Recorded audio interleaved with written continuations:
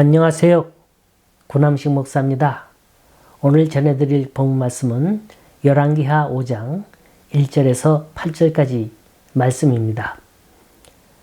아람의 군대장관 나아만은 그의 주인 앞에서 크고 존귀한 자니 이는 여호와께서 전에 그에게 아람을 구원하게 하셨습니다. 그는 큰 용사이나 나병 환자더라. 전에 아람 사람이 떼를 지어 나가서 이스라엘 땅에서 어린 소녀 하나를 사로잡음에 그가 나아만의 아내에게 수종들더니 그의 여주인에게 이르되 우리 주인이 사마리아에 계신 선지자 앞에 계셨으면 좋겠나이다. 그가 그 나병을 고치리이다 하는지라.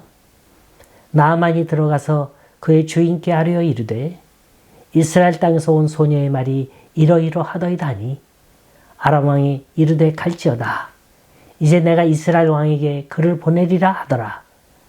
나아만이 곧 떠날새 은 10달란트와 금 6,000개와 의복 10벌을 가지고 가서 이스라엘 왕에게 그 글을 전하니 일렀으되 내가 내 신하 나아만을 당신께 보내오니 이 글이 당신에게 이르거든 당신은 그의 나병을 고쳐주소서 하였더라.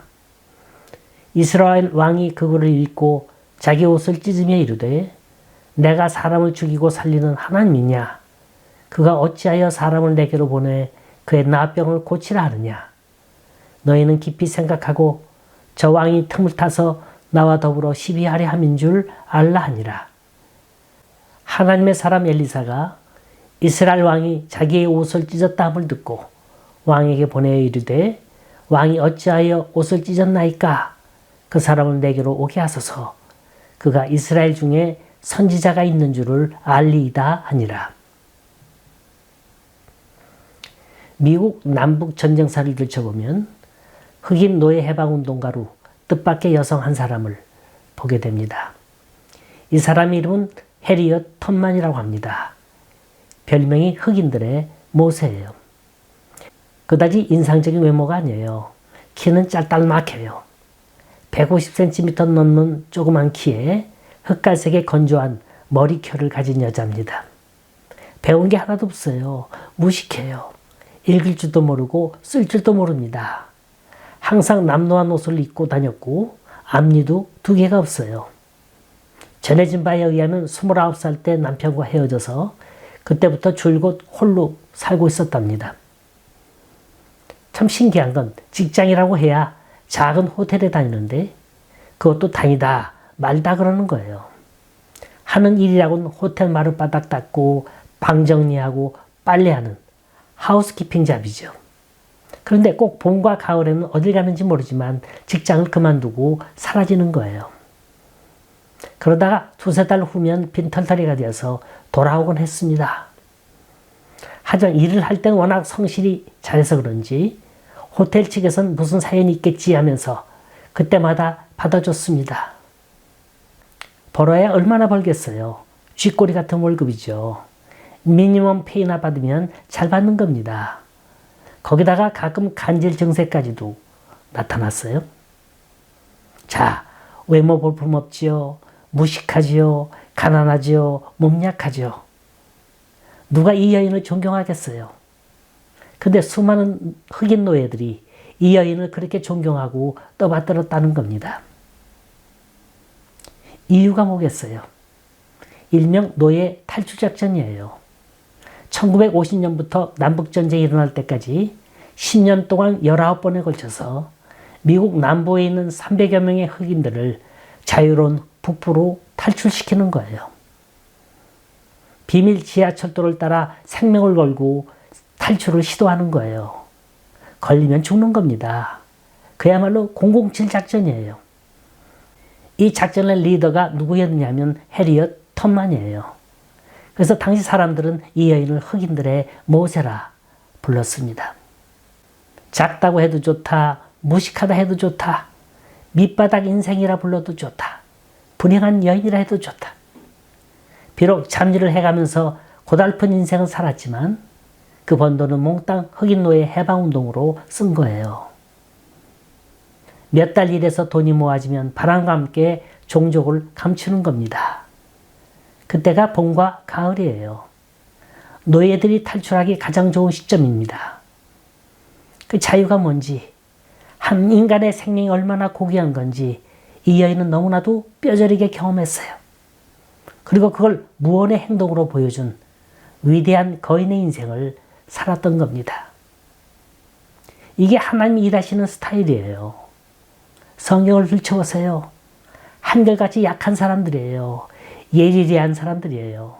빛도 이름도 없는 사람들이에요. 비록 성경 한 구덩이를 차지하고 사라지는 인물들이지만 그 사람들이 왔다 간 흔적은 너무나도 놀라운 겁니다. 오늘 본문은 아람의 국방장관 나아만의 얘기입니다. 문둥병에 걸렸어요. 이 사람이 요단강에 가서 7번 목욕을 하고 기적같이 나았답니다. 이게 표면에 나타난 기사입니다. 하지만 이 얘기의 주인공은 나아만이 아니에요. 누굽니까? 엘리사 선지자입니까? 그는 조연이에요. 실제 주인공은 이름 모를 아주 작은 소녀입니다. 영어 성경은 A Little Maid, 아주 작은 하녀라 기록하고 있습니다.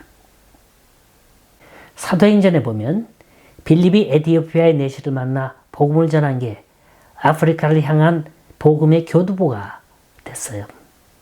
마찬가지로 이 작은 하녀를 통해서 시리아 제국을 복음화시키는 위대한 일을 낳게 한 겁니다. 자, 한번 본문을 분석해 보겠어요. 먼저 아람이라는 나라입니다. 예수님이 살아계실 때 통용했던 언어가 뭔지 아세요? 히브리어, 히라보가 아니에요. 아람어예요. 아람은 노아의 세 아들 셈, 함, 야벳 중에 셈의 후손입니다. 유목민족이에요. 떠돌아다닙니다. 오늘날도 아랍상이 나면 세계의 상인이라 알아줍니다. 무역의 달인이에요. 이들은 각지를 다니면서 통상을 벌였기 때문에 그 언어가 동방무역 세계의 언어가 된 거예요. 그래서 예수님 시대 때도 그 언어를 사용했습니다. 또 아람말을 다른 말로 시리아라 그럽니다. 시리아라 하면 잘 모르겠지만 니느웨 성 하면 금방 아실 겁니다. 요나가 하나님의 명령을 받고 니느웨 성으로 들어갈 때 그 니느웨 성이 시리아의 수도라는 사실 알고 계십니까? 그러니까 나아만의 치유의 기적이 일어나고 난 이후 200년이 지나 요나라고 하는 선지자가 등장합니다. 이 연화를 통해 다시 시리아의 수도 니느웨의 회개운동이 일어났습니다. 이 일련의 사건들이 이 이름 없는 작은 소녀의 조용한 전도를 통해서 준비하고 계셨다는 겁니다. 이런 면에서 아람의 군대 장관 나아만과 이름 없는 작은 소녀의 만남은 결코 우연이 아니라 하나님의 섭리였습니다. 오늘 말씀의 내용을 전개하는 모습을 보세요. 아주 드라마틱해요. 인간미가 철철 넘쳐 흘러요. 하나도 꾸밈 없이 그대로 전달되고 있습니다. 숨기는 게 없어요. 가려우는 게 없어요. 그런 가운데 우리에게 깨닫게 해주는 부분이 참 많습니다. 아람이란 나라는 무역을 잘한다 그랬죠? 특히 당시엔 해상무역이 발달했습니다. 이 해상무역의 제1인자가 나아만이에요. 달리 군대 장관이라는 명칭이 붙은 게 아닙니다. 싸움 잘하죠. 또 장사 잘합니다. 아람 왕으로서는 없어서는 안 되는 신하예요. 절대적인 신임을 받고 있었습니다. 그런데 이 사람이 불행하게도 나병에 걸렸어요. 문둥병 환자입니다. 왕으로서는 고민이에요. 보통 사람 같으면 내치면 되지만 나아만은 꼭 필요한 사람이에요. 그가 아무리 문둥병에 걸렸을지라도 그를 포기한 게 아니라 어떤 수단을 써서라도 고쳐내고 싶었습니다. 근데 2절을 보니까 누가 등장하느냐면 작은 계집아이예요. 이름도 없습니다. 그저 나만 아내의 몸종이라 기록하고 있습니다. 자, 이 아이가 자기 주인에게 하는 말 주의 깊게 한번 보세요. 뭐라고 말합니까? 주인님, 제가 사는 유대 땅엔 엘리사라는 선지자가 계신데 이분에게 가시면 문둥병을 고치실 수 있습니다. 전 이 작은 계집아이의 신분과 위치를 생각해 봤어요.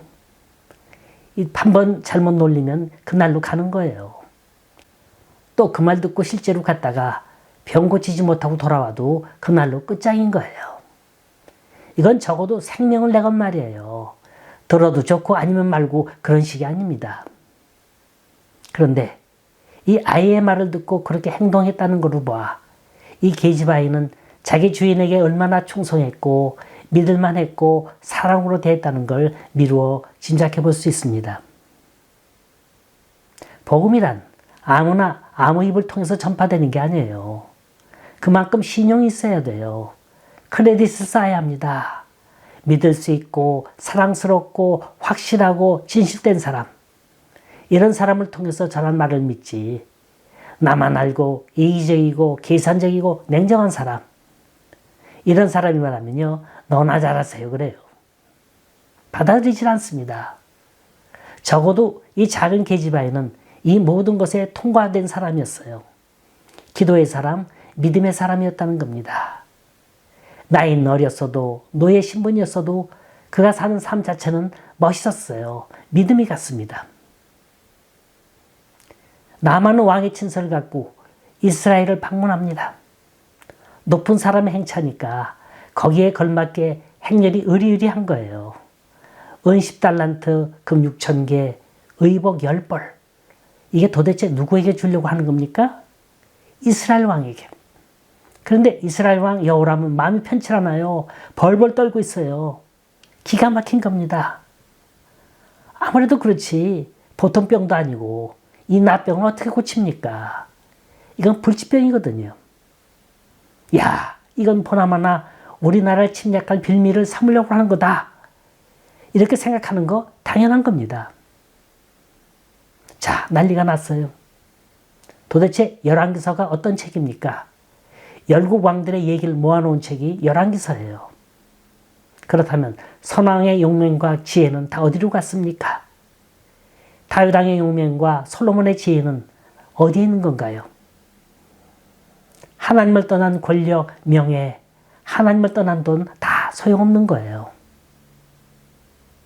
오늘 본문 5장은 마치 이런 것들을 비꼬기라도 하듯 군대 장관도 등장하고 왕도 등장하고 작은 계집아이도 등장하고 선지자도 등장하면서 서로 팽팽하게 대치시키고 있는 걸 봅니다. 마치 누가 잘하나 내기하고 있는 것 같아요. 누구 믿음이 좋은가 저울질하고 있는 것 같습니다.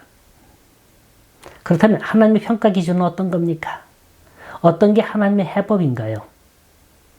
나아만 장군의 예방을 받은 엘리사는 밖에 나가지도 않고 사람을 내보내서 처방을 내리는데 너무나도 쉬운 거예요. 너무 간단해요. 직접 만나지도 않아요. 너는 가서 요단강에 가서 7번 씻으라. 내 살이 여전하여 깨끗하리라. 가서 해봐라. 너무나 쉬운 거예요. 아니 세상에 목욕 7번 하고 나병 낫는다면 누가 못하겠습니까? 여러분, 하나님의 해법은 간단해요. 하나님의 방법 복잡지 않습니다. 그런데 문제는 너무나도 쉽고 간단하기 때문에 사람들이 믿질 않는다는 거예요. 설마 그렇게 될까? 아니지. 믿질 않는다는 거예요. 나아만 장군도 그랬어요. 11절 보니까 이 나아만 장군이 화가 났습니다. 적어도 아람의 국방장관이 왔어요.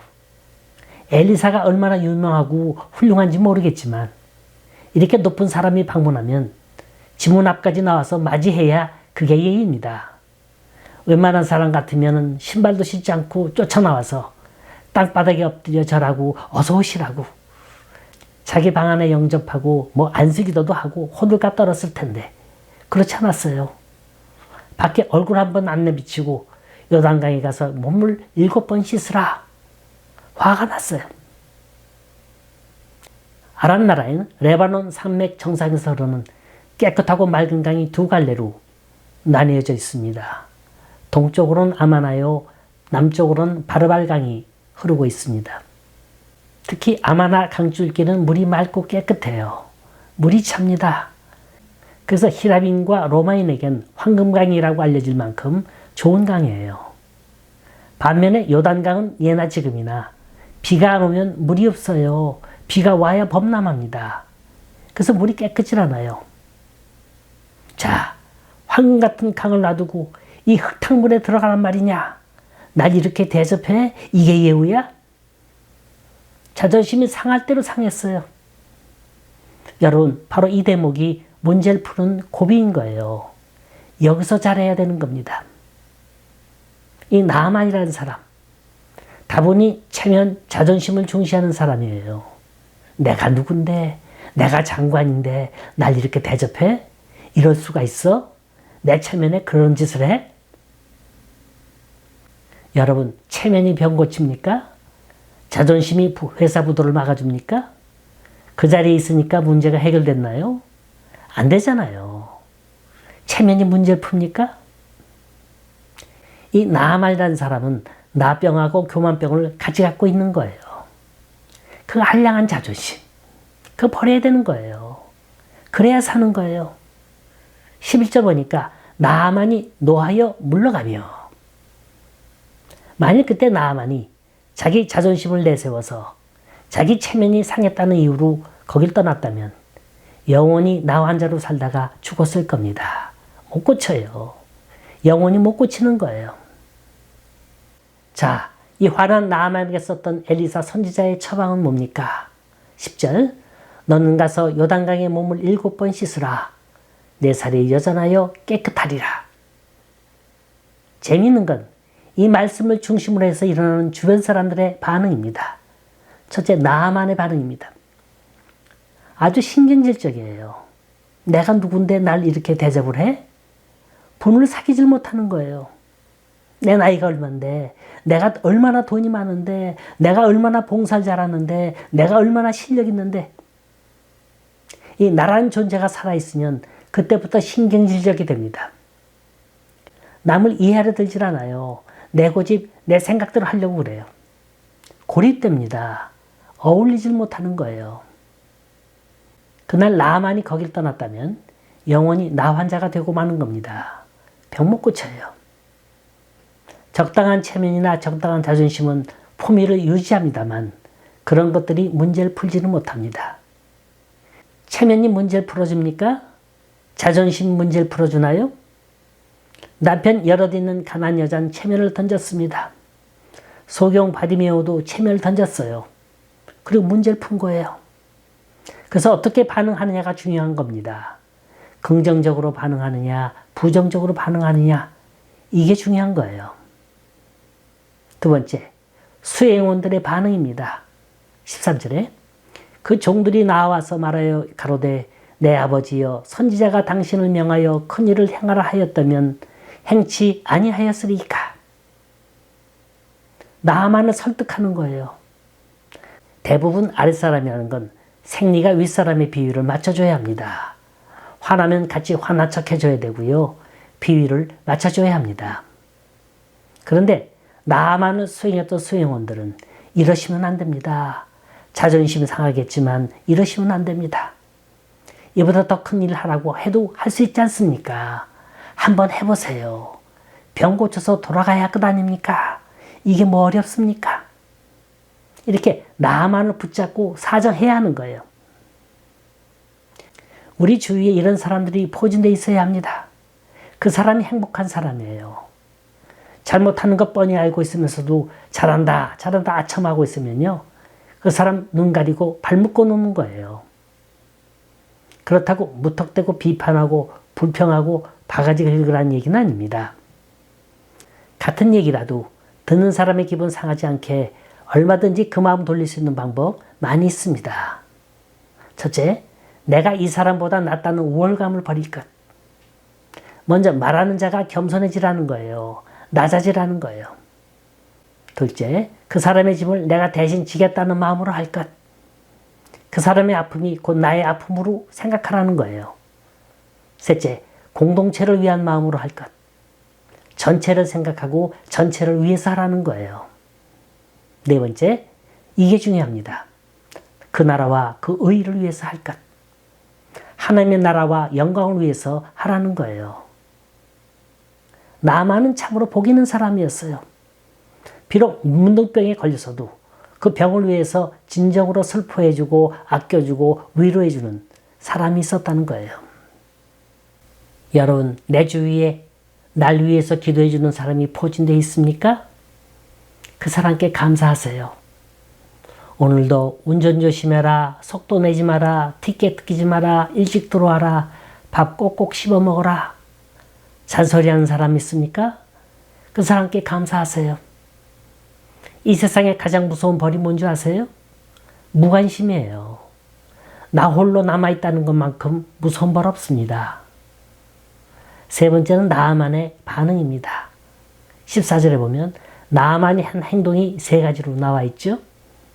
그게 뭡니까? 한번 꼽아 보십시다. 내려가서 말씀대로 몸을 잠그리.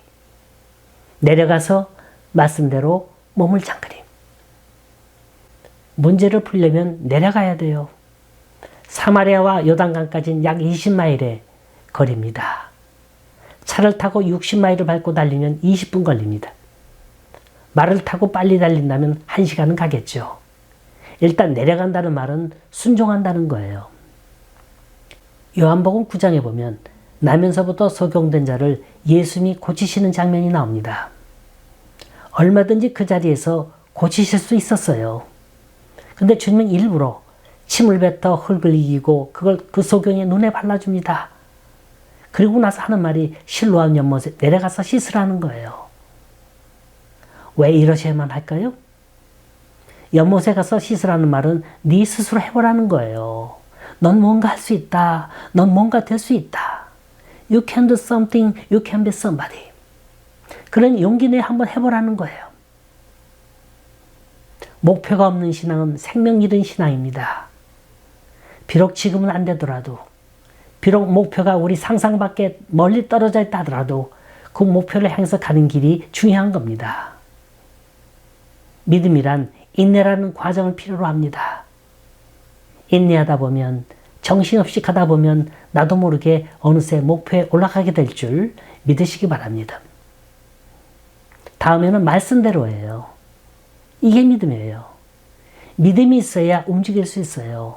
노아도 그랬고 아브라함도 그랬고 모세도 그랬어요. 말씀대로 하면 풀리는 거예요. 말씀대로 하면 역사가 일어납니다. 그 다음에 몸을 잠그니 행동을 나타내는 거죠. 몇 번 했다고요? 7번. 7번이라는 숫자는 완전 숫자예요. 철저한 순종을 의미합니다. 끝까지 참는 거예요. 끝까지 기다리는 거예요. 하나님이 응답하실 때까지 순종하는 거예요. 마지막입니다. 그 나만의 행동에 대한 하나님의 축복입니다. 10절에 보면 엘리사가 그랬죠. 내 말대로 하면 내 살이 여전하여 깨끗해지리라 그랬어요. 자, 14절에 있는 말씀과 이 말씀 한번 비교해 보세요. 뭐가 다릅니까? 순종의 결과예요.